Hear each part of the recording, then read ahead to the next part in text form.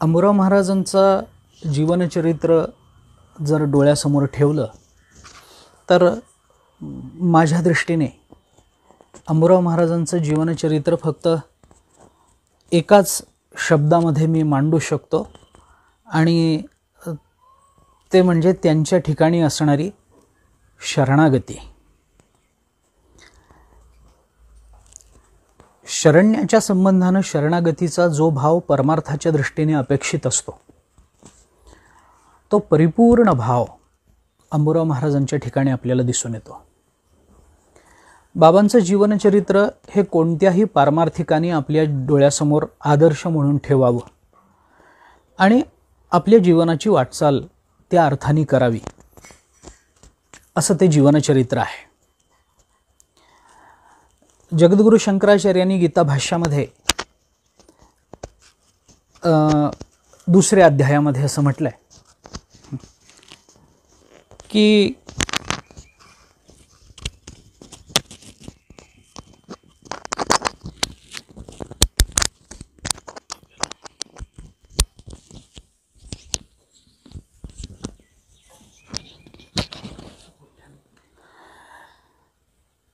जगद्गुरु शंकराचार्यांनी गीता भाष्याच्या दुसऱ्या अध्यायामध्ये म्हटलंय, सिद्धस्य लक्षणाने साधकस्य साधनाने भवन्ति. याचा शब्दशः अर्थ जरी आपल्याला आता महत्त्वाचा नसला किंवा फार त्याचा विस्तार करायचा नसला तरी साधारण त्या विचारामागचं एक सूत्र मी फक्त अधोरेखित करतो आणि पुढे जातो. आचार्यांचा तिथल्या बोलण्यातला भाव सरळ सरळ असा आहे की संतांचा भूतकाल हे साधकाचं वर्तमान असतं आणि संतांचा वर्तमानकाल हे साधकाचं भविष्य असतं. संत आपल्या जीवनामध्ये, सद्गुरू आपल्या जीवनामध्ये कसं वागून आले तसं वागण्याचा प्रयत्न शिष्यांनी साधकांनी केला पाहिजे. आणि संत सद्गुरू आत्ता ज्या स्थानावर अधिष्ठित आहेत त्या स्थानावर जाण्याचा शिष्यांनी, साधकांनी आपल्या भावी जीवनामध्ये प्रयत्न केला पाहिजे. म्हणून संतांच्या चरित्रामध्ये संतांचा भूतकाल आणि संतांचा वर्तमानकाल या दोनच कालांचा विचार असतो. सद्गुरूंना, संतांना भविष्यकाल असं काही नसतं, कारण ते वर्तमानातच इतके परिपूर्ण असतात की त्याच्यामध्ये काही परिवर्तन होण्याची शक्यता आणि परिपूर्णता निर्माण होण्याची शक्यता वर्तमानात आणि भविष्यात कोणत्याही अर्थाने राहत नाही. साधं उदाहरण जर बघायचं झालं तर नदीला एक भूतकाल असतो जे तिचं उगमस्थान आहे आणि नदीचं वर्तमान एवढंच असतं की ती नदी समुद्राला प्राप्त होते.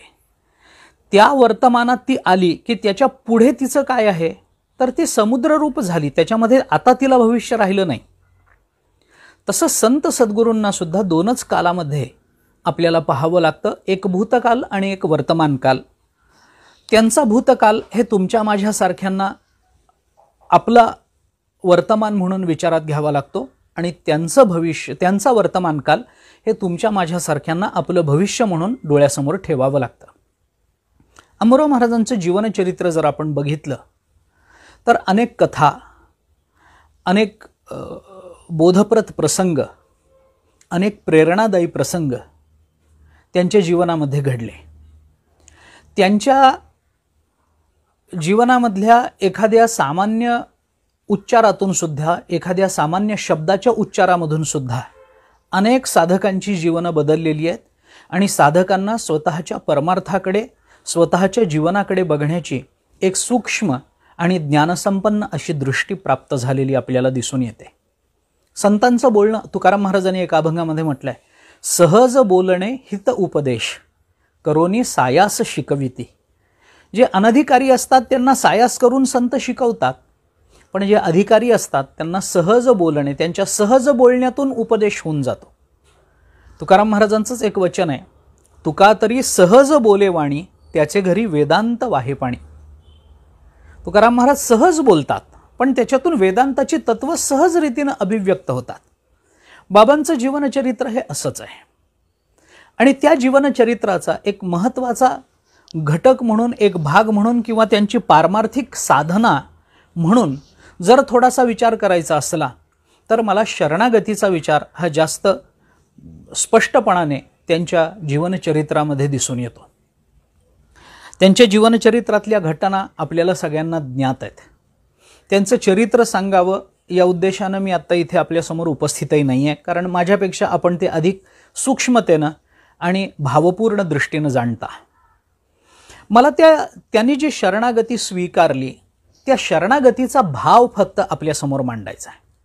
काय अर्थाने ती शरणागती त्यांनी स्वीकारली, काय अर्थानं त्यांनी शरणागतीचा विचार केला, या दृष्टीने थोडासा विचार मला त्या संकल्पनेच्या दृष्टीनं करायचा आहे. शरणागती ही काय आहे? शरण जाणे आपण अनेक अभंगांमधून, अनेक वचनांमधून, ज्ञानेश्वरीमधून, दासबोधातून, समर्थांच्या वाङ्मयातून किंवा सर्वच संतांच्या वाङ्मयामधून शरण जा, शरण जा, शरण जा ही भाषा नेहमी ऐकतो. भगवान स्वतः हे म्हणतात, सर्वधर्मान् परित्यज्य माम एकम शरणं व्रज अहम त्वा सर्व पापेभ्यो मोक्षयिष्यामि मा शुचः. अर्जुना, बाकी सगळं सोडून दे, सर्व धर्माचा परित्याग कर आणि मला एकट्याला शरण जा. हे भगवंताचं बोलणं. किंवा तमेव शरणं गच्छ सर्व भावेन भारत, याच 18व्या अध्यायामध्ये भगवंतानी हे बोलून दाखवलं आहे. किंवा रामायणाचा विचार केला तर रामायणामध्ये रामचंद्र प्रभूंनी तर या अवताराचं महत्त्व म्हणून एक स्वतःचं ब्रीद म्हणून एक विधान केलंय. सकृदेव प्रपन्नाय तवास्मी इति याचते अभयम सर्वभूतेभ्यो ददाम्यतत् व्रतम मम, असं म्हटलंय. प्रपन्नाय असं म्हटलंय. प्रपत्ती, शरणागती हे दोन्ही शब्द साधारण समान अर्थानं वापरले जातात. त्यांच्यातल्या भावभेदाचा विचार आत्ता मला करायचा नाही आहे. पण श्रीरामदूतम शरणं प्रपद्ये आपण रामरक्षेमध्ये म्हणतो. ही शरणागती, शरण जा, प्रपत्ती स्वीकारा, प्रपन्न व्हा, हे सगळं जे बोलणं आहे, ही शरणागती काय आहे, शरण ही संकल्पना काय आहे मुळामध्ये, याचा थोडासा विचार करून मी पुढे जातो. एक 2-3 गोष्टीचा विचार मला या संदर्भामध्ये करायचा आहे, तेवढा बोलतो. शरणागतीचा विचार करत असताना शरणम ग्रहरक्षित्रोहो असं त्या संबंधामध्ये व्युत्पत्ती सांगितली जाते. शरणागतीमध्ये 2 गोष्टी असतात. पहिली गोष्ट असते ती म्हणजे, पहिला अर्थ म्हणू आपण पाहिजे तर, तो म्हणजे शरण जाणे म्हणजे आश्रय करणे. श्रीकृष्ण शरणम मम श्रीरामदूतम शरणम प्रपद्ये, हे जे बोलणं आहे या सगळ्याचा विचार केला तर शरण जाणे म्हणजे आश्रय करणे. शरण जाणे म्हणजे नुसतं पाया पडणे असा अर्थ होत नाही. शरण जाणे म्हणजे आश्रय करणे. आणि आश्रय करणे याच्या बरोबरीनं दुसरा एक भाव त्याच्यामध्ये अनुस्यूत आहे, तो म्हणजे आपल्या रक्षणाची जबाबदारी देऊन टाकणे. हा शरणागतीचा दुसरा एक भाव आहे. म्हणून शरणम ग्रह आश्रय रक्षित्रोहो अशा अर्थाने रक्षिता त्याला करणे, त्याने आपलं रक्षण करावं याच्याकरता त्याचा आश्रय करणे, असा त्याचा एकूण अर्थ होतो. आश्रय अनेक अर्थाने होतो, अनेकांचा होतो. जीवदशेमध्ये तर अज्ञानाने अनेकांचा आश्रय केला जातो. तो आश्रय त्या काळापुरता असतो, त्या वेळेपुरता असतो, काही विशिष्ट हेतूने असतो. तो हेतू सिद्ध झाला किंवा तो हेतू संपला की ती शरणागती ही ती संपून जाते. एखादा भिकारी मंदिराच्या बाहेर बसून रस्त्यावर बसून कुणाला भीक मागतो, तर भीक मागताना तो असं दाखवतो की आता मी तुम्हाला शरण आलोय, पण त्याच्याकडून भीक मिळाली आणि तो निघून गेला आणि पुढे जाऊन पडला तरी हा भिकारी उठून त्याला उठवायला जात नाही. त्याचा हेतू संपला आहे. त्या हेतू, एखादा दरिद्री मनुष्य श्रीमंताच्या घरी जातो, काही पैसे मागतो, एखादा रोगी आहे वैद्याकडे जातो, डॉक्टरांकडे जातो, काही औषध मागतो, त्यावेळेला शरणागती स्वीकारतो असा भाव त्याच्या अंतःकरणामध्ये असतो. पण तो हेतुपरत्वे ती शरणागती स्वीकारली जाते. परंतु शरणागती ही जी भूमिका आहे, ही भूमिका जरा स्पष्ट बोलायचं झालं तर ही भूमिका मुळातच प्रापंचिक भूमिकाच नाही आहे. मी अनेक वेळेला असं म्हणतो की काही संकल्पना, काही संज्ञा या विशिष्ट क्षेत्रातच शोभत असतात. म्हणजे त्यात इतरत्र शोभत नाहीत, इतरत्र त्याला अर्थ राहत नाही. मी त्याला एक उदाहरण देतो अनेक वेळेला, की असं सांगतात की वाघिणीचं दूध हे अन्य कोणत्याही पात्रात टिकत नाही असं म्हणतात. ते दूध जर काढायचं असेल तर स्टीलचं, पितळ्याचं, तांब्याचं, जर्मनचं पातेलं आपण घेऊन गेलो तर त्या दुधामध्ये इतकी ताकद असते असं म्हणतात की त्या भांड्याला छिद्र पाडून ते दूध निघून जातं म्हणे. मग त्याच्याकरता सोन्याचंच पात्र लागतं तर ते दूध त्या पात्रामध्ये टिकतं, अशी एक कल्पना आहे. किंवा काय कोणी प्रयोग केले असले तर माहिती नाही, मी केले नाहीत कधी. तर त्या सोन्याच्या पात्रातच जसं ते वाघिणीचं दूध टिकतं, त्याला तिथेच त्याचं जसं योग्य स्थान आहे, तसं काही संज्ञा, काही संकल्पना अशा असतात की त्या विशिष्ट क्षेत्रातच शोभतात. तसं सुख, समाधान, आनंद, शरणागती, प्रपत्ती या ज्या संकल्पना आहेत ना, या परमार्थातच शोभतात. समाधान हा शब्द आपण प्रपंचात वापरूच नाही शकत. प्रपंच हे त्या शब्दाच्या उच्चाराचं क्षेत्रच नाही आहे. तशी शरणागती ही प्रापंचिक नसतेच. शरणागती या शब्दाला कधीही प्रापंचिक अर्थानं वापरता येणार नाही, ती पारमार्थिकच असते. आपल्या जीवनाच्या अत्यंतिक कल्याणाकरता, की ज्या कल्याणाच्या पुढे जाऊन मानवी जीवनाचं कोणतंही परिवर्तन हे निश्चित होत नाही, त्याच्यामध्ये वृद्धी अथवा न्यूनता निर्माण होत नाही, अशा जीवनाच्या अवस्थेकरता जी शरणागती स्वीकारली जाते तीच शरणागती खरी आहे आणि ती पूर्णता हे परमार्थाचं स्वरूप आहे. याच्याकरता शरणागती हा शब्द परमार्थात शोभणारा आपल्याला दिसतो. आता काही वेळेला असं होतं की आश्रय होतो पण रक्षण होत नाही, आणि काही वेळेला रक्षण केलं जातं पण आश्रय दिला जात नाही. मला आत्ता त्या दोन्हीची उदाहरणं देऊन वेळ घ्यायचा नाही आहे, पण मला मुद्दा असा मांडायचा आहे की या दोन्ही संकल्पना जोपर्यंत एकत्रित येत नाहीत, रक्षण आणि आश्रय, तोपर्यंत शरणागती ही संकल्पना स्पष्ट होणार नाही. आता मुद्दा असा आहे की शरण जायचं आहे, आश्रय करायचा आहे, आपल्या रक्षणाकरता करायचं आहे, तर कुणापासून रक्षण करायचं आहे आणि हा आश्रय आपल्याला कोण देऊ शकतं? त्याच्याकरता म्हणून फक्त उल्लेख करून जातो, नंतर थोडासा विस्तार करतो त्याचा. आत्ता उल्लेख करून जातो. शरणागती ही फक्त दोघांचीच स्वीकारली जाते. या जगतामध्ये दोघेच शरण्य आहेत, म्हणजे ज्यांना शरण जावं असे या जगतामध्ये फक्त दोघे आहेत.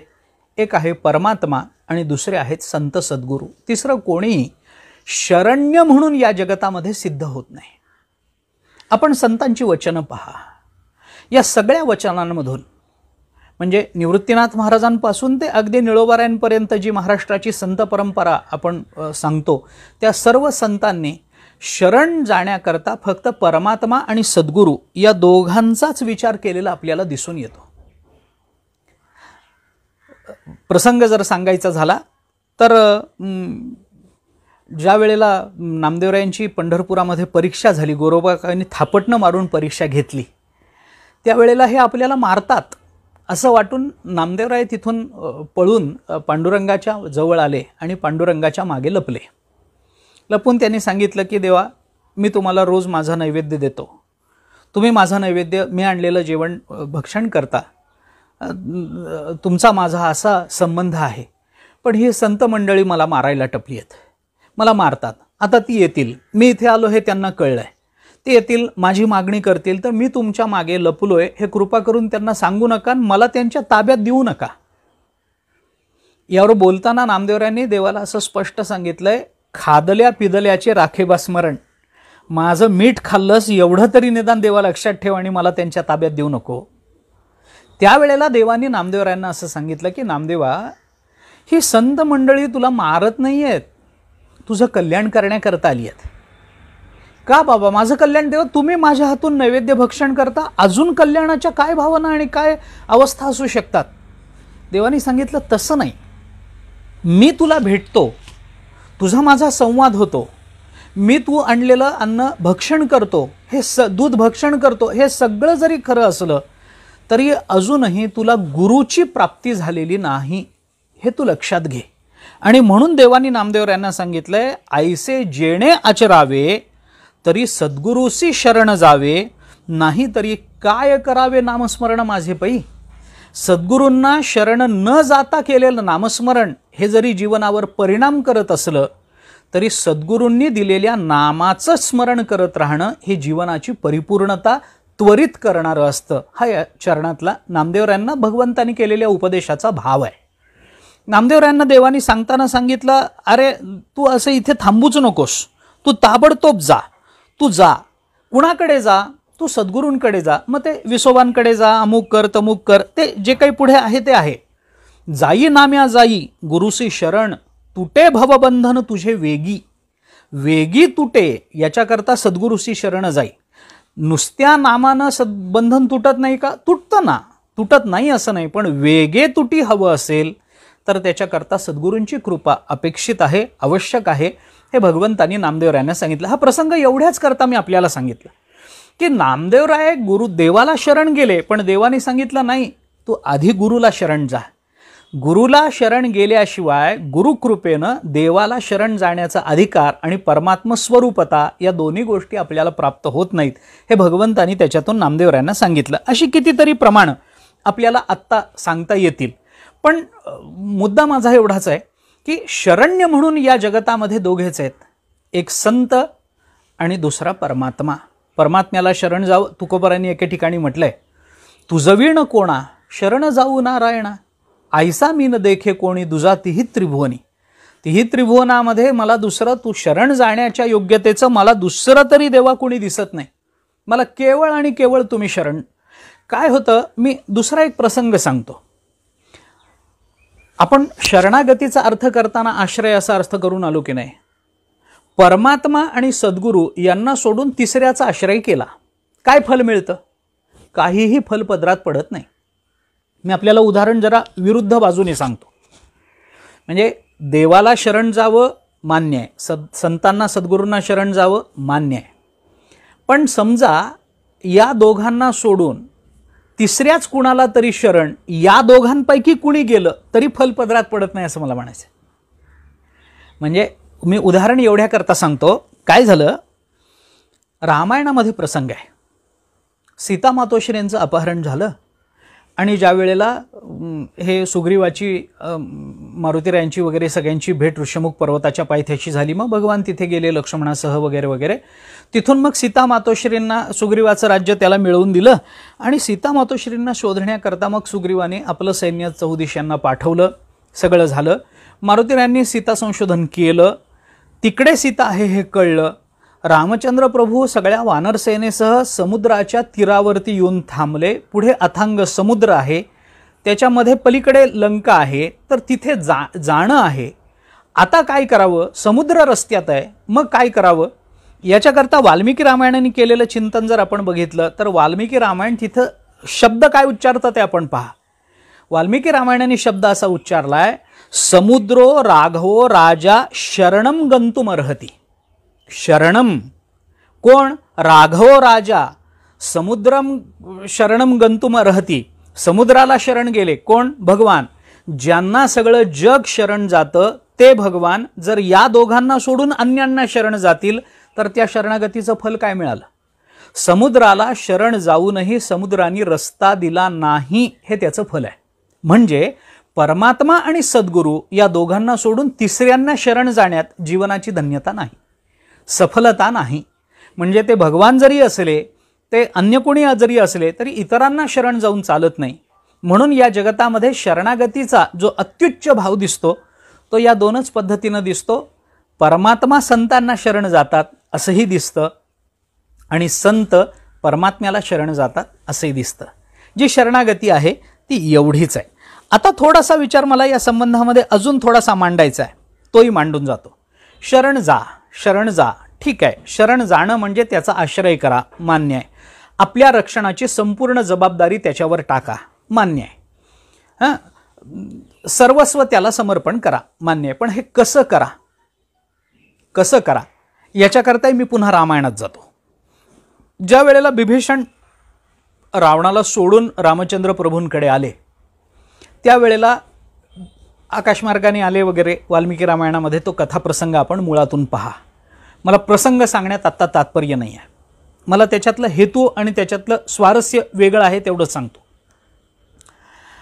त्यांना आश्रय द्यावा की नाही या संबंधामध्ये रामचंद्र प्रभूंच्या पक्षामध्ये चर्चा झाली आणि बहुतांश जणांचं मत असं पडलं की त्यांना शरण येऊ देऊ नये, शरणागती त्यांना स्वीकारू देऊ नये. आता शरणागती त्यांना देऊ नये किंवा हे जरी खरं असलं तरी सुद्धा रामचंद्र प्रभूंचं मत काय? याच्यामध्ये रामचंद्र प्रभूंनी सांगितलं, अरे बाकीचं सोडून द्या, रावण जरी आला तरी मला त्याला माझ्या चरणाजवळ घेणं भाग आहे, कारण मी सकृदेव प्रपन्नाय तवास्मीति अभयम सर्वभूतेभ्यो असं माझं वचन आहे. सर्वभूतेभ्यो अभयम असं माझं वचन आहे. त्यामुळे कोणी जरी आला तरी मला ते करणं भाग आहे, शरणागती देणं भाग आहे. मला त्यावेळेला रामचंद्र प्रभूंनी आपल्या कुळामध्ये आपल्या गुरूंनी शरणागतीच्या संबंधानं सांगितलेली एका कपोत पक्षाची कथाही तिथे सांगितली आहे. मला आत्ता तेही सांगायचं नाही, ठीक आहे. त्याच्यातून शरणागती कशी देता येते वगैरे हे सगळं रामचंद्र प्रभूंनी सांगितलंय. तर ठीक आहे, येऊ द्या त्याला असं म्हणल्यानंतर बिभीषण आत आले. आत आल्यानंतर बिभीषणांना विचारलं, काय झालं, कशा करता आलात, काय नाही. अनेक जणांना वाटलं ते शत्रू पक्षातले आहेत, त्यामुळे आपल्या पक्षातलं काही शोध घेण्याकरता आलेत, काही त्रास देण्याकरता आलेत किंवा काही गुप्त वार्ता घेऊन जाण्याकरता आलेत वगैरे. त्यांनी सांगितलं, मी त्याच्याकरता आलो नाही, मी ते सगळं सोडून आलो. ते सोडून आलो हे सांगत असताना बिभीषणाने जे शब्द वापरलेत तो शरणागतीचा भाव अंतःकरणामध्ये उदित झाल्याशिवाय ती शरणागती सर्वार्थानं आपल्याकडूनही स्वीकारली जात नाही. शरण्य कोण हे जसं बघावं लागतं तशी शरणागती कुणाची आणि त्या शरणागतीकरता आपण काय केलं पाहिजे याचा विचार करणे आवश्यक आहे. आणि त्याच्याकरता बिभीषण असं म्हणतात रामचंद्र प्रभूंना, भवंतम सर्वभूतानां शरण्यम शरणम गतः परित्यक्ता मया लंका मित्राणीच धनानीच. तेव्हा मी सगळं सोडून आलोय, सगळं. मया लंका परित्यक्ता, मी लंकेचा त्याग करून आलोय. मित्राणीच, मी मित्रांचा त्याग केलाय. इतकंच नाही, धनाचाही त्याग केला. आता लंका, मित्र आणि धन या तिन्हीचा त्याग करणं म्हणजे काय आहे याचा विचार जर आपण थोडा तत्वदृष्टीने केला तर हे लक्षात येतं की लंकेचा त्याग करणं म्हणजे अन्य आश्रयाचा त्याग करणं आहे. मित्रांचा त्याग करणं म्हणजे संबंधाचा त्याग करणं आहे. आणि धनाचा त्याग करणं म्हणजे जीव सोडून जी जड भौतिक सृष्टी आहे, जी माणसाच्या मनामध्ये मोह निर्माण करू शकते, त्या सर्व भौतिक गोष्टींचा परित्याग करणं आहे. संबंध भौतिकदृष्ट्या सर्व वस्तू म्हणजे संसार म्हणू आपण आत्ता पाहिजे तर, आणि आश्रय अन्य देवतांचा, अन्य जीवांचा, तो आश्रयाचा त्याग केला पाहिजे. एक सर्व भूतमात्र सर्व संबंधांचा त्याग केला पाहिजे. कारण गंमत अशी आहे, पंचदशीने वेदांत सांगताना असं सांगितलंय, सिद्धांत सांगताना असं म्हटलंय की व्यक्ती आपल्याला कधी त्रास देत नसते. व्यक्तीबद्दलचा जो संबंध मानवनिर्मित आहे तो माणसाच्या दुःखाचं कारण असतो. ईशनिर्मित संबंध हा कधी दुःखाचं कारण नाही आहे, मानवनिर्मित संबंध. म्हणून ईशसृष्टी आणि जीवसृष्टी अशा दोन सृष्टीच्या कल्पना पंचदशीकारांनी केल्या वेदांतात. म्हणजे त्याच्यातली ईशसृष्टी, पर्वत कधी तुम्हाला त्रास देत नाही, समुद्र आपल्याला कधी त्रास देत नाही. एखादी वस्तू म्हणजे हा माझा चष्मा आहे तर हा चष्मा मला त्रास देणार नाही, माझं घड्याळ मला त्रास देणार नाही. पण हा चष्मा जर कोणी उचलून नेला तर मला दुःख होतं. तो चष्मा गेल्याचं दुःख नसतं, माझा चष्मा गेला याचं दुःख असतं. म्हणजे माझेपणाचा जो संबंध मी या वस्तूशी जोडतो तो मानवनिर्मित संबंध दुःखाचा निमित्त ठरतो, वस्तू दुःखाचा निमित्त ठरत नसते.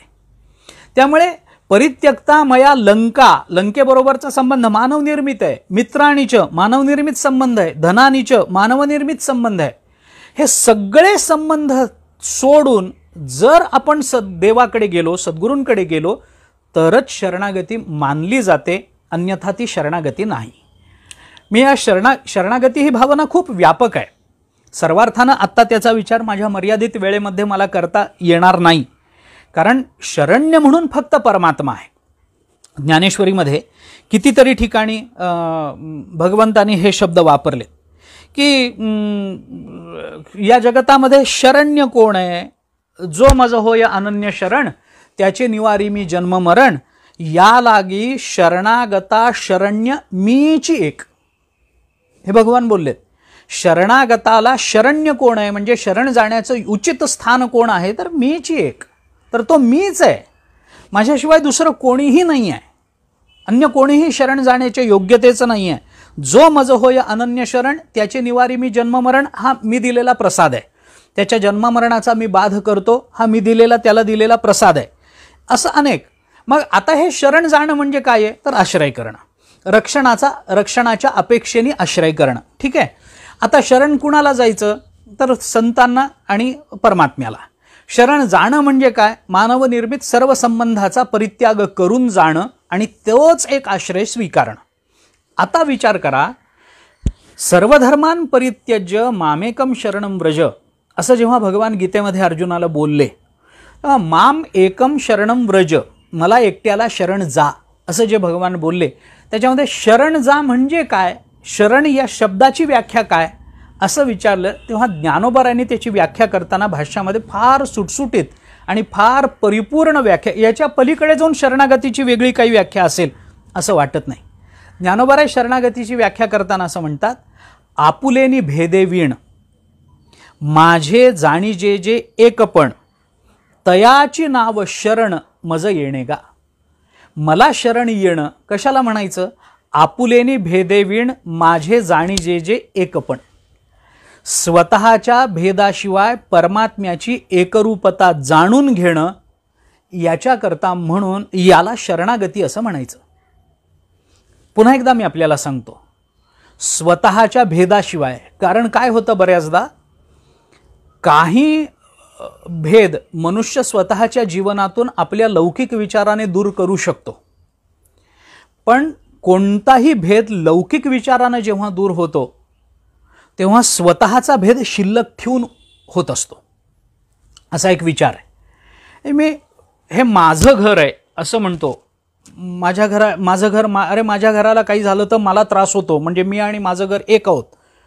माझ्या गाडीला काही अपघात झाला तर मला त्रास होतो, माझ्या डोळ्यातनं पाणी येतं, त्या गाडीशी माझी इतकी हे जमलेली असते किंवा इतकं काही ममत्व निर्माण झालेलं असतं की मला एकरूपता जणू निर्माण झाल्यासारखी वाटते. माझ्या मुलाला, माझ्या पत्नीला, माझ्या आईवडिलांना, माझ्या कुटुंबियांना त्रास झाला तर माझ्या डोळ्यामध्ये पाणी येतं, हे मान्य आहे.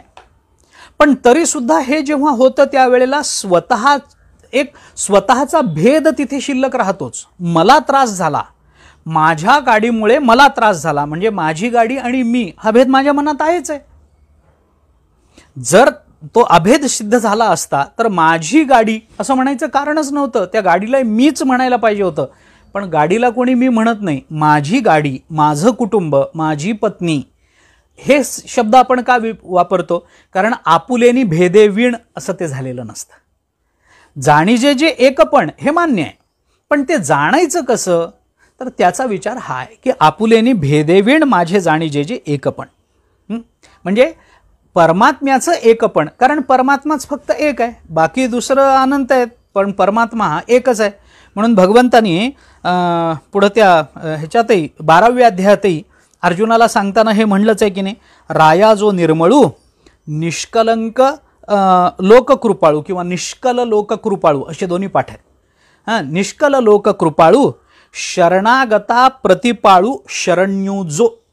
शरणागता प्रतिपाळू, शरणागत म्हणल्यानंतर त्याचं प्रतिपालन म्हणजे शरणम ग्रहरक्षित्रोह, हा भाव ज्ञानोबारायांनी सुद्धा दाखवून दिलेला आहे. ग्रहरक्षित्रोह शरणागता प्रतिपाळू, प्रतिपालन करणे, सांभाळणे. ते कसं सांभाळायचं, तुकाराम महाराजांनी एके ठिकाणी म्हटलंय, तुका म्हणे वत्सधेनु वेचे चित्ती, तैसे मज येती सांभाळीत. संत कसे सांभाळतात, आम्हाला कसा आश्रय देतात, आम्हाला कसं शिकवतात, हे सांगताना तुकाराम महाराजांनी एका अभंगामध्ये सगळंच स्पष्ट रूपानं सांगितलंय की त्यांच्याशिवाय काय सांगू आता संताचे उपकार मज निरंतर जागविती. जागवणे काय द्यावे त्यासी व्हावे उतराई, ठेविता पायी जीव थोडा, सहज बोलणे हित उपदेश करोनी सायास शिकविती. आणि तुका म्हण वत्स धेनुवेचे चित्ती, तैसे मज येती सांभाळी. म्हणजे जागवणं, शिकवणं आणि सांभाळणं या 3 संकल्पना तुकाराम महाराजांनी संतांच्या संबंधानं आपल्यासमोर ठेवल्यात. शरणागतीचा तो एक भाव म्हणून आपल्याला डोळ्यासमोर ठेवता येतो. आणखीनही काही विचार आपल्याला ज्ञानोबारायांनी बोलून दाखवले. हे सांगताना आपुलेनी भेदेवीण माझे जाणीजे जे एक पण तया नाव शरण मज येणे गा. हे सांगताना ज्ञानोबारायांनी आणखीनही पुढे असं सांगितलंय की अर्जुना, हे शरण येणं कसं आहे देवा, हे तुम्ही बोललात. आपुलेनी भेदेवीण माझे जाणीजे जे एक पण कसं, याला उदाहरण सांगा. नुसत्या वेदांताच्या संकल्पना आम्हाला कळणार नाहीत. असं म्हणल्यानंतर ज्ञानोबारायांनी सांगितलंय, म्हणोनी घटाचे नि नाशे गगनी गगन प्रवेशे मज शरण येणे तैसे ऐक्य करी. आता ही वेदांताचीच संकल्पना आहे. घटाचे नि नाशे गगनी गगन प्रवेशे. एक रिकामा घट, मडकं आपण जर जमिनीवर ठेवलं तर ते रिकामं आहे म्हणल्यानंतर त्याच्यामध्ये आकाश आहे असं म्हटलं जातं. म्हणून घटातल्या आकाशाला घटाकाश असं म्हणतात. आणि ते सोडून बाहेर जे आकाश सगळीकडे व्यापून आहे त्याला महाकाश अशी संज्ञा वेदांतामध्ये. एक घटाकाश आहे, एक महाकाश आहे. आता मुद्दा काय आहे, तो घट फुटला. घट फुटल्यानंतर आतलं आकाश कुठे जाईल, तर ते म्हणे महाकाशामध्ये जाईल. मुद्दा असा आहे की आतलं आणि बाहेरचं याच मुळात कल्पना आहेत. आतलं आकाश आणि बाहेरचं आकाश, ते आकाश कुठेच जात नसतं. घट नावाची उपाधी फक्त निवृत्त होत असते. आतलं आकाश पूर्वीपासूनच महाकाश असतं, पण ते घट या उपाधीशी जोडल्यामुळे आपल्याला त्याला घटाकाश म्हणावं लागतं. वास्तविक ते एकच आहे, ते कुठे जात नाही. घटाकाश महाकाशामध्ये गेलं असं जर म्हटलं तर ती वेदांताच्या दृष्टीने चूक ठरते. मग काय म्हणायला पाहिजे, घट नावाची उपाधी निवृत्त झाली असा त्याचा अर्थ होतो, असं त्याला म्हणावं लागतं. म्हणजे काटेकोर बोलायचं असेल तर. ज्ञानोबारायांनी हेच उदाहरण दिलंय, घटाचे नि नाशे गगनी गगन प्रवेशे. आता गगनी गगन प्रवेशे का म्हटलं, तर आपल्याला कळावं म्हणून म्हटलं. गगनी गगन प्रवेशत नाही, गगन गगनच आहे, त्याचा कुठं प्रवेश नाहीच आहे. तसं सर्वत्र परमात्माच आहे, पण जीवदशा नावाची उपाधी निवृत्त करणं म्हणजे भगवंताची परिपूर्ण शरणागती आहे. कारण आता बरं, ही शरणागती म्हणजे जीवदशा निवृत्ती असेल तर जीवदशेची निवृत्ती कशाने होते, तर ती शरणागतीनेच होते. असं ते परस्पराश्रयित्व आहे. ज्ञानेश्वर महाराजांनी काय म्हटलंय, मजही शरण रिगिजे आणि जीवित्वेची असी जे धिक बोली या न लजे प्रज्ञा केवी. भगवान म्हणतात अर्जुनाला, अर्जुना मला शरण यायचं आणि जीवदशा तशीच राहायची, हे काय बोलणे. मामी विश्वेश्वर भेटे आणि जीवग्रंथी न तुटे, हे बोल नको ओखटे कानी लावू, हे तिथेच आहे 18व्या अध्यायात. म्हणजे हे सगळं बोलणं काय आहे की ही शरणागती अशी मानली जाते. एकरूपता ही शरणागतीचा हा परमोत्कर्ष आहे आणि शरणागती ती स्वीकारावी. आता हे सगळं एक तात्विक बोलणं झालं.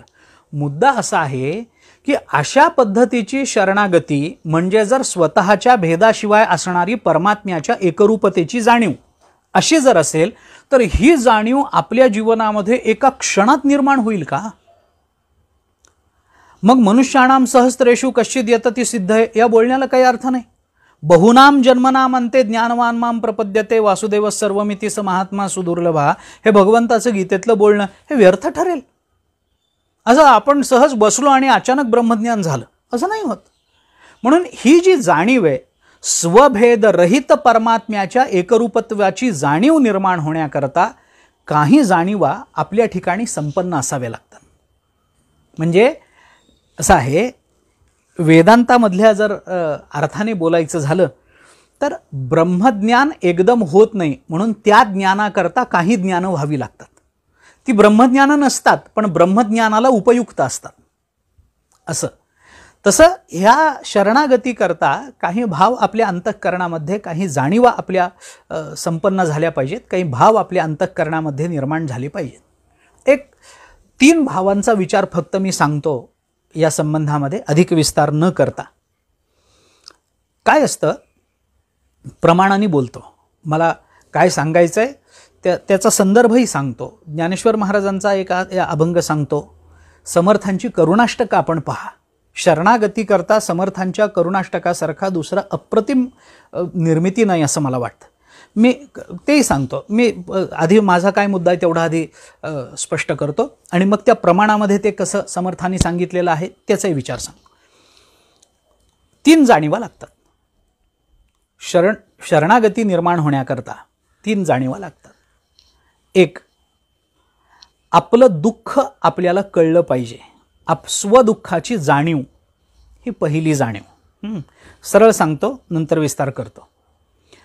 स्वदुःखाची जाणीव 1, ते दुःख दूर करणं हे माझ्या सामर्थ्याच्या बाहेरचं आहे ही जाणीव 2, आणि ते दुःख दूर करणारं कोण आहे ही जाणीव 3.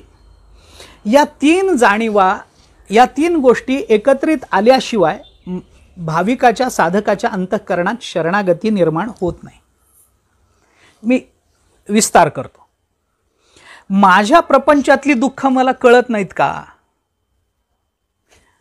त्याच्याबद्दल काही म्हणणं नाही. मला तहान लागली, आध्यात्मिक दुःख आहे. माझ्या घरामध्ये चोरी झाली, अधिभौतिक दुःख आहे. माझ्या पत्रिकाच अशा आहेत, मला आता सध्या 7.5 चालू आहे, अधिदैविक दुःख आहे, काही म्हणा, ठीक आहे. आध्यात्मिक, अधिभौतिक, अधिदैविक या 3 दुःखांची जाणीव जीवाला नसते का? नक्की असते. मग तुम्ही काय म्हणता, स्वदुःखाच्या जाणीवेकरता शरणागती करता स्वदुःखाची जाणीव लागते म्हणून? मला तसं नाही म्हणायचं. मला असं म्हणायचं आहे की संसारातली दुःख कळणं याच्याने शरणागती निर्माण होत नाहीत. संसार नावाचं दुःख कळणं हे महत्वाचं आहे. संसारातली दुःख कोणाला, अरे तहान लागली आणि मला दुःख होतं म्हणून मला पाणी प्यायला हवं, हे कुत्र्यालाही कळतं, हे मनुष्येतर प्राण्यांनाही कळतं. याच्याकरता मनुष्यच व्हावं लागतं असं बंधन नाही आहे त्याच्याकरता. भूक लागल्यानंतर कुत्र सुद्धा घरात शेपूट हलवत येतं. आहार निद्रा भय मैथुनंच सामान्य मेतत पशुभिर नराणम, हे भर्तृहरी बोलतातच की. मुद्दा तो नाहीच आहे. संसारातली दुःख कळण्याकरता काही लागत नाही. संसार नावाचं दुःख कळतं का हा मुद्दा आहे. संसारात दुःख नाही आहे, संसार हेच दुःख आहे. हे ज्याला कळलं त्याच्या अंतःकरणात शरणागतीचा एक कोंब निर्माण झाला, एक डीर फुटला असं आपण म्हणू शकतो. म्हणजे स्वदुःखाची जाणीव म्हणजे संसारातल्या दुःखाची जाणीव नाही, तर संसार नावाच्या दुःखाची जाणीव आहे. 1. आता याचा विस्तार खूप आहे, मी आत्ता बोलत नाही वेळेच्या मर्यादेत. 2. दुसरा विचार जर केला तर संसारामध्ये निर्माण झालेलं दुःख दूर करणं माझ्या सामर्थ्यात आहे. मला भूक लागली, आध्यात्मिक दुःख आहे, माझं सामर्थ्य आहे, माझ्या घरामध्ये अन्नधान्य भरून आहे. मी सांगू शकतो स्वयंपाक करा, मला भूक लागली आहे. मी सांगू शकतो किंवा मी माझ्या हाताने काही करून खाऊ शकतो. नाही, मी बाजारात जाऊन पैसे देऊन हल्ली लोक खातात. याच्यामध्ये प्रत्येक वेळेला देवा माझ्या घरात मला भूक लागली, आता माझ्या अन्नाची व्यवस्था, असं कोणी करत नाही. याच्याकरता कोणी शरणागती स्वीकारत नाही. संसारातल्या दुःखाच्या निवृत्तीकरता मनुष्य स्वतःच्या कर्तृत्वानं संपन्न आहे. त्याच्याकरता कुणासमोर हातपाय जोडायची त्याला गरज नाही, कुणाच्या पाया पडायची त्याला गरज नाही आहे. कारण ते दुःख दूर, माझ्या घरामध्ये साखर संपली, मी लगेच देवाच्या मंदिरामध्ये जायचं, सद्गुरूंच्या समोर माझ्या घरात साखर संपली, मग त्यांनी हात वर करायचा आणि माझ्या घरात 5 किलोचं, असं हवंय? असं होतं? अशी अपेक्षाच नाही ना. ना सद्गुरूंना तशी अपेक्षा आहे, ना जीवाला तशी अपेक्षा. या कारणाकरता कोणी परमार्थ करत असेल तर त्याला परमार्थिक म्हणत नाही. इतकं साधं सरळ आहे ना. मग असं जर असेल तर ते दुःख दूर, कोणतं दुःख असं आहे जगतामध्ये जे जीवाच्या सामर्थ्याच्या बाहेर आहे? कोणतं असं दुःख आहे? संसारातली दुःख जीव दूर करू शकतोच, त्याच्यात वाद नाही. बरं वाटत नाही, डॉक्टरांकडे गेलो, भूक लागली, शिजवून खाल्लं, घरात चोरी झाली, नवीन काही वस्तू आणल्या किंवा पोलिसांकडे तक्रार केली, अमुक काही झालं तमुक काही झालं, याच्याकरता पत्रिकाच हे झाली, शनीच आहे, अमकच आहे, धमकच आहे, काही यज्ञ केला, याग केला, काही त्याच्याकरता काही केलं विधान, हे महत्त्वाचं नाहीच आहे. ही दुःख दूर करणं तर आमच्या सामर्थ्यात आहे. असं कोणतं दुःख आहे की जे मनुष्य दूर करू शकत नाही, जीव दुःख ते दूर करू शकत नाही? तेच मी पुन्हा एकदा आपल्याला सांगतो, तेच संसार नावाचं दुःख आहे की जे दूर करणं जीवाच्या सामर्थ्याच्या बाहेर आहे. मग त्याच्याकरता काय करावं? त्याच्याकरता सद्गुरूंकडे गेलं पाहिजे, त्याच्याकरता परमार्थामध्ये आलं पाहिजे, त्याच्याकरता ज्ञानेश्वरी आहे, त्याच्याकरता गाथा आहे, दासबोध आहे, भावार्थ रामायण आहे, एकनाथी भागवत, हे सगळं संत वाङ्मय. कशा करता? म्हणून गुरुदेवांनी जे वचनामृत लिहिली आहेत की नाही, सगळी ज्ञानेश्वर वचनामृत, तुकाराम महाराजांचं वचनामृत, रामदास वचनामृत, एकनाथी ही सगळी वचनामृत काय आहेत? हे काही सगळ्याच्या सगळा ग्रंथ गुरुदेवांना त्याच्यात आणता आला नसता काय? पण हे निवडून विषयवार वर्गीकरण करून गुरुदेवांनी ज्या ओव्या आपल्या हातात दिल्या, ह्या कशा, ही सगळी वर्गीकरणं म्हणजे मानवी जीवनामध्ये निर्माण होणाऱ्या दुःखांवरची औषधं आहेत. या गोळ्या आहेत. एक योग वासिष्ठामध्ये म्हटलंय, दीर्घ संसार रोगस्य विचारोही महौषधम असं आहे. जुनाट संसार नावाच्या रोगावरती विचार हे एकमेव औषध आहे, दुसरं औषध नाही आहे याच्यावर. रामबाण इलाज ज्याला आपण म्हणतो, विचार करा, सारासार विचार करा उठा उठी, नामधरा कंठी विठोबाचे, तुकाराम महाराजांनी म्हटलंय. विचार करा, सारासार विचारिता, भ्रांती ते पाही असारता. ज्ञानेश्वर महाराजांनी कितीतरी प्रमाण सोडून द्या, प्रमाणांची चर्चा करण्यात आत्ता तात्पर्य नाही. मुद्दा हा आहे की हे काय आहे सगळं, गुरुदेवांनी हे का केलं. या छोट्या छोट्या गोळ्या आहेत. संसार नावाचं दुःख आमच्याकडून दूर होऊच शकत नाही. याच्याकरता अर्जुन रणांगणावर उभा आहे, समोर आपले नातेवाईक त्याला दिसत आहेत, त्याचं अंतःकरण मोहानं ग्रस्त झालंय, त्याचा परिणाम म्हणून त्याला शोक होतो आहे. त्यांनी काय करावं? काही नाही, त्या देवाला शरण जावं. त्यांना मारणं अर्जुनाच्या सामर्थ्यात नव्हतं का? होतं ना. याच्या पूर्वी कौरवांचा पराजय विराटाच्या घरी असताना, आश्रयाला असताना अर्जुनाने केलेलाच आहे. म्हणजे यांना मारणं हे दुःख दूर करणं हा अर्जुनाचा मुद्दा नव्हता. त्याच्याकरता आवश्यक असणारं मनोधैर्य, त्याच्याकरता आवश्यक असणाऱ्या काही ज्ञानाची जी आवश्यकता असते ती सद्गुरूंकडे गेल्याशिवाय पूर्णत्वाला जात नाही. ही अडचण आहे. आणि म्हणून या जाणीवा संपन्न व्हायच्या असतील. मग पुन्हा एकदा मी आपल्याला सांगतो, आपल्या दुःखाची जाणीव झाली पाहिजे. एक, ते दुःख दूर करणं हे माझ्या सामर्थ्याच्या बाहेरचं आहे हे कळलं पाहिजे. दोन, आणि हे दुःख दूर करणारं कोण आहे हे कळलं पाहिजे. तीन, कारण का चुकीच्या व्यक्तीकडे जाण्याने वेळही वाया जातो आणि फलही पदरात पडत नाही. साधी गोष्ट आहे. आपण विचार करा, मी अगदी साधी उदाहरणं आपल्यासमोर ठेवतो, प्रापंचिक उदाहरणं ठेवतो. माझी प्रकृती बिघडली असेल तर मी शिक्षकाकडे जावं का डॉक्टरकडे जावं हा मुद्दा आहे.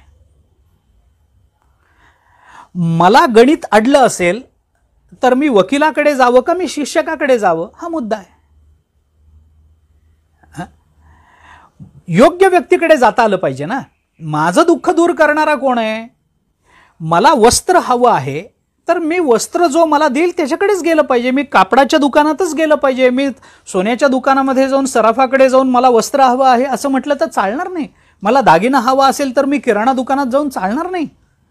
तसं माझ्या दुःखावरचं औषध, संसार नावाच्या दुःखावरचं औषध सद्गुरू सोडून या जगतामध्ये कुणाकडेही नाही. आता मी तर देवालाही याच्यातून वगळतोय, मी देवालाही याच्यातून वगळतोय. सद्गुरू सोडले तर कुणाकडे नाही. मी त्याची उदाहरणं सांगतो. भागवतामध्येही आहे, योगवासिष्ठामध्येही आहे. सगळीच प्रमाण देणं अवघड आहे, पण भागवतातला प्रसंग जास्त चांगला आहे समजून घेण्याकरता.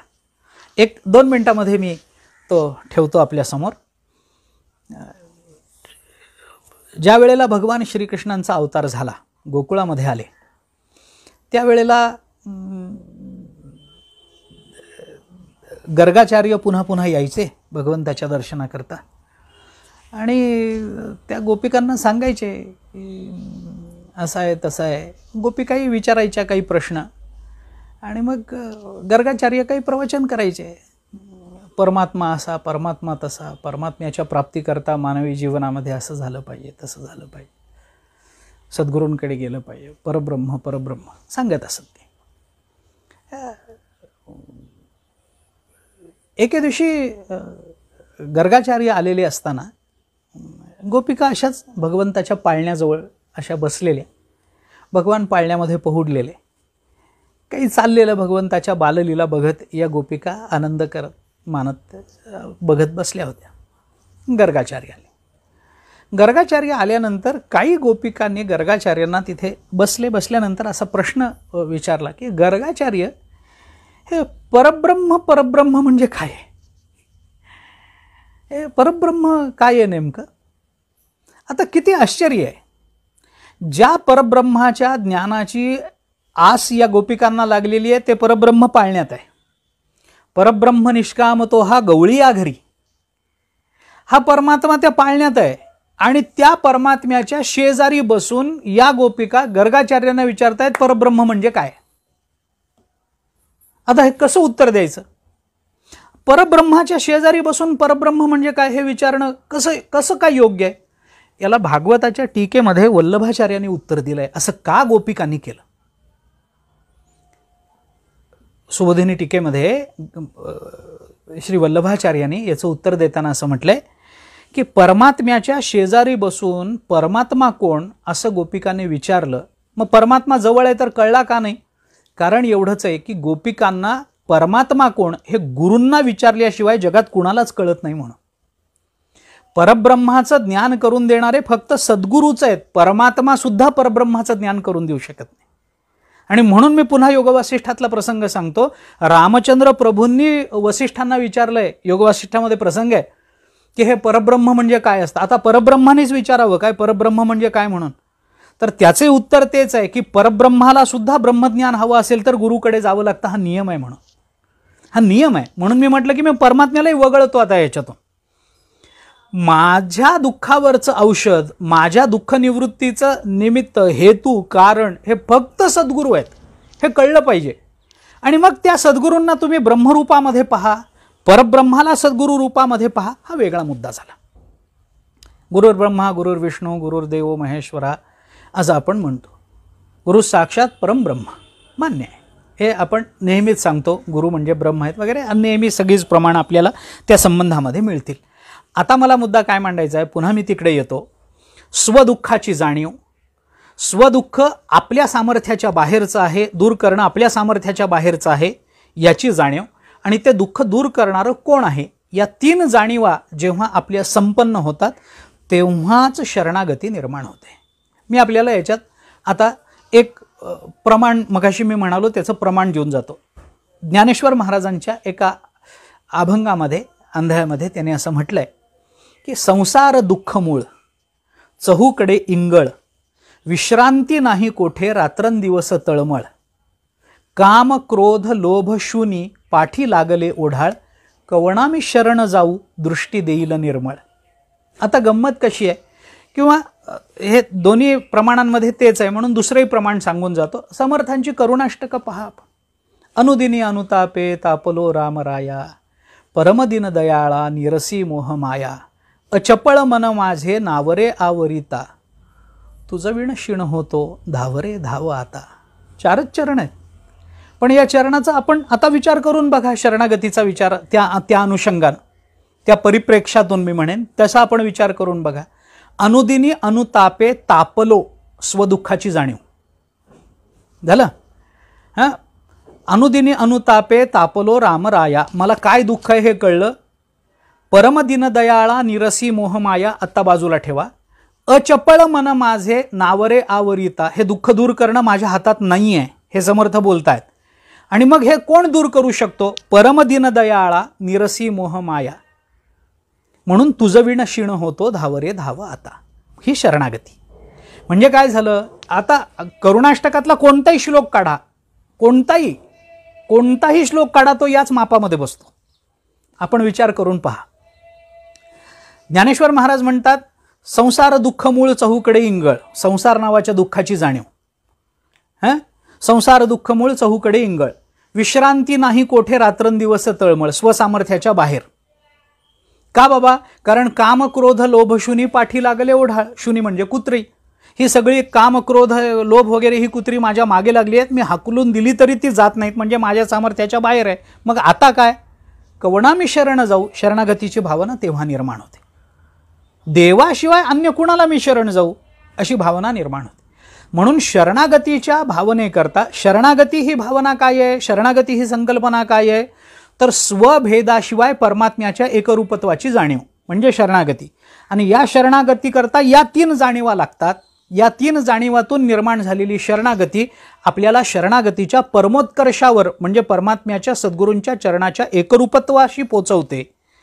परंतु आता हे सगळं शरणागतीचं स्वरूप डोळ्यासमोर ठेवून एक विचार मी त्याच्यातला सांगतो. शरणागती ही किती श्रेष्ठ असली, कारण गीतेमध्ये गुह्यतम म्हटलंय शरणागतीला. अर्जुनाला 18व्या अध्यायामध्ये बोलत असताना इति गुह्यतमम शास्त्रम, असं जे गुह्यतम शास्त्र आहे ते कोणतं आहे बाबा, तर सर्व धर्मान परित्यज्य माम एकम शरणम व्रज, ती शरणागतीच आहे. गुह्यतम म्हटलंय. हां, गुह्यत्तर, गुह्यतम, गुह्य, गुह्यतर आणि गुह्यतम अशा 3 पातळ्या गीतेमध्ये आपल्याला दिसतात. आता तो मुद्दा नाही आहे, पण याच्यातलं गुह्यतम काय आहे गुह्यतम म्हणजे शरणागती आहे, सगळ्यात गुह्य. सगळ्या गीतेचं सार काय असेल, माम एकम शरणम व्रज, एवढंच आहे. तसं जर बघितलं तर तो मुद्दा स्वतंत्र. पण ही सगळी शरणागतीचा हा विचार डोळ्यासमोर ठेवून याच्यातला एक धोकाही मी आता आपल्यासमोर स्पष्ट करतो. मी मुद्दाम त्याला धोका म्हणतो, अधोरेखित करतो, धोका म्हणतो. ते अलीकडच्या काळामध्ये इंग्रजी भाषेत जर वापरायची झाली तर त्याला रिस्क फॅक्टर म्हणतात. तो रिस्क फॅक्टर सांगतो. गंमत काय आहे की शरणागतीमधला सगळ्यात एक मोठा धोका असा असतो की एकदा शरणागती स्वीकारली की दुसऱ्याचा विचार करता येत नसतो. धोका आहे जो खूप अवघड आहे. खूप अवघड आहे याचा अर्थ हे खूप असं निसर्ड पाऊल आहे. एका वेळेला दोघांची शरणागती होत नाही. ती शरणागतीच नाही. तुकाराम महाराजांनी एका अभंगामध्ये म्हटलंय ना की प्रपंच परमार्थ संपादीन दोन्ही, एकही निदानी नये त्यासी, दोन्ही पेवावरी ठेवू जाता हात, होय अपघात शरीराचा, तुका म्हणे त्यासी दोहीकडे धक्का, शेवटी तो नरका माझी पडे. असं म्हटलंय. दोन आश्रय एका वेळेला होत नसतात. वेदांतामध्ये सुद्धा वृत्ती एका वेळेला एकाच विषयाचा आश्रय करते, दोन विषयाचा एका वेळेला आश्रय. आश्रय दोन तत्वांचा एका वेळेला आश्रय करण्यामध्ये कदाचित कालावधी कमी असेल पण एका वेळेला एकच असतं. तसं शरणागती ही एकच असते, एकच आलंबन असतं शरणागतीला. 4 आलंबनं ठेवून शरणागती, मग त्याचा परिणाम जो होईल तो होईल. पुन्हा रामायणातलं जर उदाहरण सांगायचं झालं, ते ज्या वेळेला अशोक वनाचा विध्वंस मारुतीरायांनी केला, रावणाने सैन्य पाठवलं, त्या सैन्याला सगळं मारुतीरायांनी परास्त केलं. मग इंद्रजित आला. इंद्रजितांनी काय केलं तर ब्रह्मास्त्र सोडलं. त्या ब्रह्मास्त्रामध्ये ब्रह्मदेवाचा आदर करून मारुतीराय बद्ध झाले. काय होतं ते ब्रह्मास्त्र? अस्त्रच आहे, शेवटी शस्त्र नाहीच आहे. त्यामुळं ते बद्ध झाले. बद्ध झाल्यानंतर त्यांना एक साध्या दोरखंडानं बांधलं आणि निघाले. आता ज्या मारुतीरायांना इतकी मोठी वृक्ष समूळ उपटून टाकणं हे अगदी सहज होतं, त्यांना एक दोरखंड अंगावरचा तोडून टाकणं काही कठीण नव्हतं. पण ते ब्रह्मास्त्र होतं आणि ब्रह्मदेवाचा मान होता. त्यामुळे मारुतीराय शांत राहिले. ते इंद्रजितांनी राक्षस सैन्याला सांगितलं की मी पुढे होतो, मी थकलोय, आता मी विश्रांती घेणार आहे, तुम्ही याला घेऊन दरबारामध्ये हजर करा. तर ते सगळे राक्षसच ते एक दोऱ्याने बांधलेलं घेऊन निघाले. ते जाताना काही राक्षस त्यांना असं वाटलं की इतकं सामर्थ्य संपन्न हे वानर आहे आणि काय या इंद्रजिताने याला एका सामान्य दोरखंडाने बांधलंय, हा जर मनात आणेल तर हे क्षणार्धात तोडून पुन्हा बाहेर पडेल. म्हणून त्या राक्षसांनी काय केलं, त्याच्यावर आणखीन काही साखळदंड गुंडाळले. त्याचा परिणाम असा झाला की तो ब्रह्मास्त्राचा अपमान झाला. आणि मग मारुतीराय म्हणाले आता सोपं झालं, आता मी बंधनात नाही राहिलो, कारण ब्रह्मास्त्राचा अपमान यांनी केलाय, मी नाही केलाय. त्यामुळे आता मला हे साखळदंड आणि हे दोरखंड तोडणं सोपं झालं. पुढं काय झालं हा रामायणातला स्वतंत्र मुद्दा आहे. पण मला काय म्हणायचं आहे की एक ब्रह्मास्त्र टाकल्यानंतर त्याला दुसरं अस्त्र जसं त्याचा अपमान करणारं ठरतं, तशी एक शरणागती स्वीकारल्यानंतर दुसऱ्या कुणाची शरणागती ही आपल्या सद्गुरूंचा अपमान करणारी असते. त्याच्यातून फल काहीच पदरात पडत नाही, काहीच नाही. त्याचा परिणाम मग एकदा आपण सद्गुरूंशी अनन्य आहोत ना, आपण सद्गुरूंना शरण गेलो ना, आता तिथं काय परिणाम होणार आहे घेणं देणं नाही. तुकाराम महाराजांनी म्हटलंय माझ्या बाबतीत आता तुम्हाला काय करायचंय ते करा देवा, मी तुम्हाला शरण आलोय. करीसील तरी नोहे काही नाही, राईचा डोंगर नाही, काय आता तुझं कळेल ते करी. तुकाराम महाराजांचं वचन फार गोड आहे. आता तुझं कळेल ते करी, तारीसी तरी तारी मारी, जवळी अथवा दुरी धरी, घाली संसारी अथवा नको. आता तुझं कळेल ते करी. मी शरणागतांना, शरणागताला स्वतःचं मत नसतं.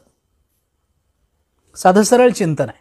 शरणागताला स्वतःचं मत नसतं. आता तुझं कळेल ते करी देवा, आता तुला मी कारण का शरण आलो नेणतेपणे, भाव आणि भक्ती काहीच नेणे, मतिमंद सर्वज्ञाने बहुदीन उणे रंकावनी. हा भाव अंतःकरणात पाहिजे. मी दीन आहे, मी रंक आहे, मी मतिमंद आहे, मला काही कळत नाही, तुम्ही जे कराल तेच माझ्या बाबतीत योग्य असेल, असा विचार करून शरण जाणं हा प्रामाणिकपणा असतो. भले आपण किती विद्वान असू, भले आपला अभ्यास किती असेल, भले आपण किती श्रीमंत असू, पण सद्गुरूंच्या चरणाच्या समोर हे सगळं वैभव तुच्छ असतं आणि आपली दीनता हेच त्यांच्या करुणेचं कारण ठरत असतं. ते नारद भक्तिसूत्रामध्ये नारदांनी म्हटलंय ना, भगवंताला दीन प्रिय आहे, अभिमान द्वेषित्वात दैन्य प्रियत्वाच्य असं एक सूत्र आलंय नारद भक्तिसूत्रामध्ये. परमात्मा अभिमानाचा द्वेषी आहे आणि त्याला दैन्य प्रिय आहे. दीन झालं पाहिजे. दीन होणं म्हणजे भिकारी होणं नाही. दीन काय आहे, एक गंमत म्हणून जर थोडंसं ह्याच्याने श्लेषाने बोलायचं झालं तर दीनता तीच खरी जी लीनता शिकवते, असं आहे. त्या लीनतेमध्ये खरी दीनता लपलेली असते.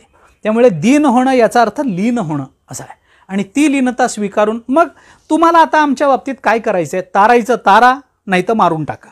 जवळ धरायचं जवळ धरा, नाहीतर दूर लोटून द्या. संसारात टाकायचं संसारात टाका, नाहीतर संसारात टाकू नका. काही केलं. बरं, गंमत अशी असते की जे सद्गुरू आहेत अशा भावनेने शरण गेल्याशी नंतर सद्गुरू काही करतील तर त्याच्यात आमचंच हित असतं. आता याचा विस्तार खूप आहे, त्यांनी काही करावं. आता तुझं कळेल ते तारीसी तरी तारी मारी. आता समजा त्यांनी आम्हाला या संसार सागरातून तारायचं ठरवलं, तारलं तर काय, आम्हाला मोक्ष मिळाला. आणि त्यांनी समजा आम्हाला मारलं तर काय, त्यांनी मारलं, त्यांच्या हातून मरण मिळाल्यानंतर मोक्षाशिवाय वेगळं काय मिळणार. सद्गुरूंनी आम्हाला मारलं, मोक्षच आहे. त्यांनी आम्हाला जवळ धरलं, मुद्दाच नाही. त्यांनी आम्हाला दूर लोटलं. दूर कुणाला करतात आणि जवळ. तुकाराम महाराजांचं एक वचन आहे. तुकाराम महाराजांनी असं म्हटलंय, जाणते लेकरू माता लागे दूर धरू. जे जाणतं लेकरू असतं त्याला आई दूर करते आणि जे नेणतं असतं त्याला जवळ करते. ज्या अर्थी सद्गुरूंनी आम्हाला दूर केलंय त्या अर्थी आम्ही जाणते झालो असा त्यांना विश्वास आहे. म्हणजे कल्याण आमचंच आहे. त्याने आम्हाला संसारात घातलं, आम्ही पुन्हा जन्माला आलो, आम्ही पुन्हा नेम करू शकतो, आम्ही पुन्हा नामस्मरण करू शकतो, अनुकूलच आहे.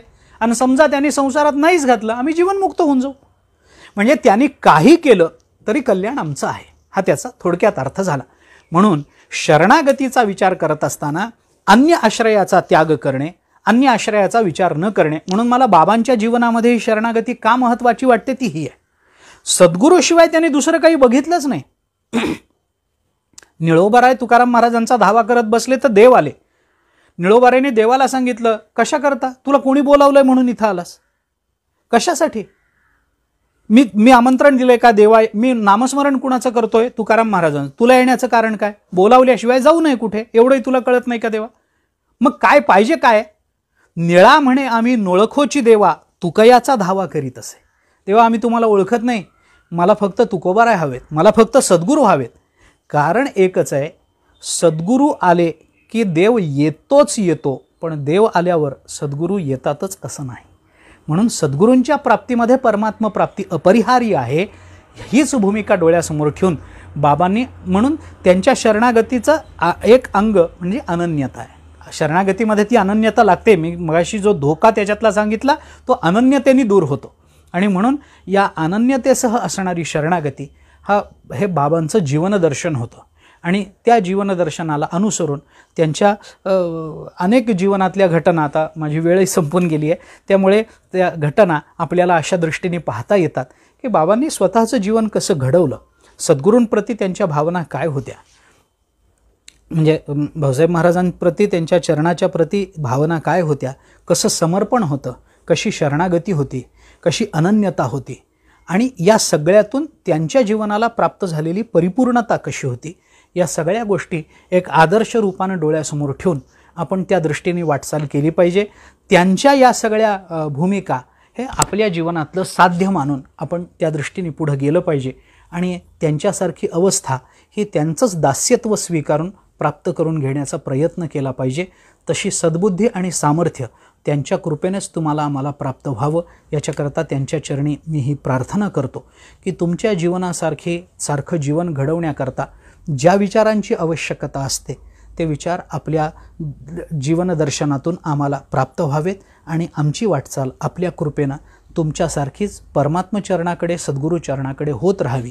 क्षणकालानी का असेना पण थोडी वृद्धी, एका जन्मात थोडं का असेना पण थोडं सद्गुरूचरणाचं प्रेम वृद्धिंगत होत होत होत कधीतरी त्या चरणाची प्राप्ती आम्हाला व्हावी आणि त्याच्याकरता त्यांनी सद्बुद्धी आणि सामर्थ्य द्यावं अशी बाबांच्या चरणी मी प्रार्थना करतो आणि माझ्या वाणीला मी इथेच विराम देतो. जय जय रघुवीर.